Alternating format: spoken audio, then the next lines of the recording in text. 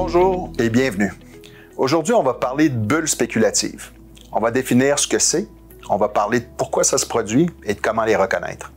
Notre objectif ultime est de vous expliquer comment les éviter. Une bulle, c'est quelque chose qui gonfle et qui dégonfle.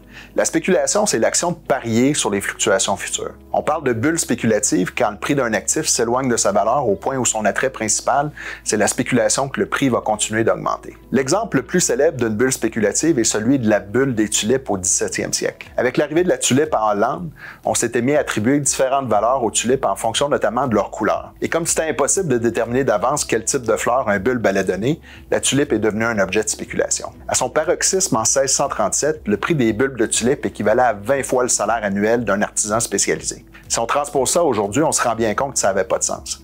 20 fois le salaire moyen au Québec, ça équivaut à plus d'1 million. Ensuite, plusieurs bulles ont suivi. Parmi les plus récentes, on compte notamment la bulle immobilière qui a donné lieu à la crise du crédit de 2008, ainsi que la bulle techno du tournant du millénaire.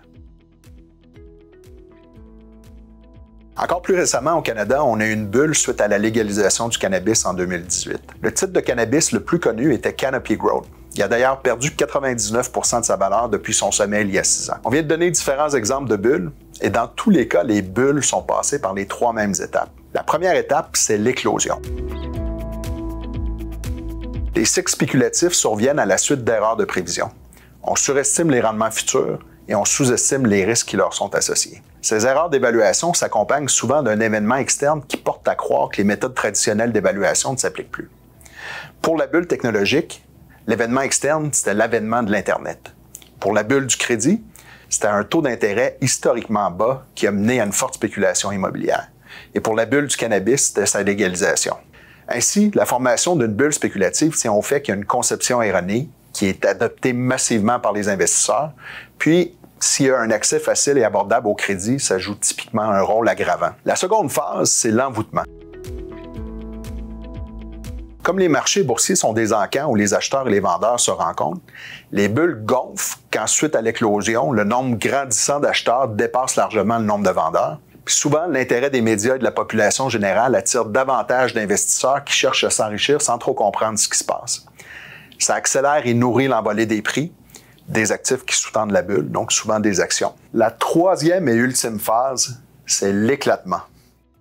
Plus les prix s'envolent et se déconnectent de la réalité, plus les investisseurs rationnels commencent à cristalliser leurs gains. Pour qu'une bulle éclate, l'euphorie engendrée par l'appât du gain doit être remplacée par la peur de perdre. Pendant l'éclatement, c'est l'effet inverse.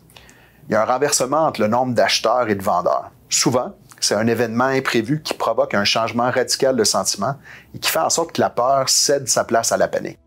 Maintenant, peut-on empêcher les bulles? Lorsque questionné sur une bulle au début des années 1700, Newton a répondu « Je peux calculer le mouvement des corps célestes, mais pas la folie des gens. » Comme c'est dans la nature humaine de vouloir atteindre des résultats rapides sans trop d'efforts, et puisque les investisseurs sont avant tout des êtres humains, les décisions financières ne sont pas à l'abri de la bêtise humaine. Par conséquent, il va toujours y avoir des risques de bulles spéculatives. Pour conclure, en tant qu'investisseur, est-ce que c'est possible d'identifier les bulles et ultimement de les éviter? Bien, une fois qu'on sait que ça existe et qu'on sait ce que c'est, la réponse est simple. Pour éviter une bulle, il faut rester alerte, il faut se poser des questions, il faut demeurer rationnel et faire preuve de gros bon sens. Par exemple, à l'heure actuelle, on peut se demander si l'engouement pour les nouvelles technologies, notamment l'intelligence artificielle, constitue une bulle dans sa phase de l'envoûtement.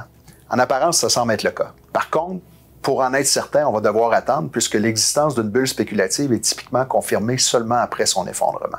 Pour un investisseur, l'utilisation d'une approche rationnelle fondée sur des méthodes d'analyse éprouvées emprunte de gros bon sens, avec un portefeuille de placement diversifié et sans contredit la meilleure façon d'éviter ou du moins de minimiser les désagréments reliés à l'éclatement de bulles spéculatives. C'est d'ailleurs ce qu'on fait avec l'argent de nos clients. On achète des résultats, pas des promesses de résultats futurs. On investit à bon prix dans des entreprises profitables, solides financièrement, génératrices de forts flux de trésorerie. Le résultat est que pendant la phase de l'envoûtement d'une bulle, nos portefeuilles font généralement moins bien que les marchés, alors que pendant celle de l'éclatement, on fait beaucoup mieux.